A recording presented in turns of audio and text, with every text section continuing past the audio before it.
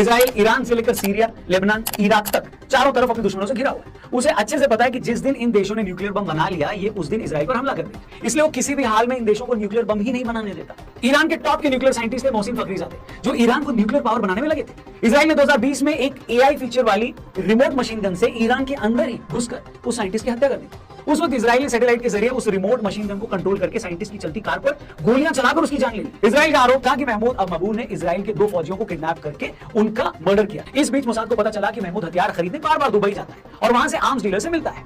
19 जनवरी 2010 को महमूद ने दुबई पहुंचकर अपने लिए एक रूम बुक किया। ऐसा रूम का उसने डिमांड किया जिसमें ना तो कोई खिड़की और ना ही रूम में कोई बालकनी। अल मबूर टैक्सी लेकर दुबई के अल बुस्ताना होटल के कमरा नंबर 230 में पहुंचता है। 3:30 बजे होटल आता है, फिर 4:30 से 5 के बीच होटल से चला जाता है। उसके बाद वो रात को 8:24 पर दोबारा कमरे में आता है। उस कमरे की एक चाबी महमूद अल मबूर के पास थी और दूसरे होटल स्टाफ के पास। मगर इस बीच मोसाद के लोग उसके कमरे में घुस जाते हैं। वो उस कमरे में कैसे घुसते हैं किसी को नहीं पता। महमूद के कमरे में घुसते ही मोसाद के एजेंट उसे दबोच कर उसे बेहोशी का इंजेक्शन दे देते हैं, फिर उसके मुंह पर तकिया लगाकर उसकी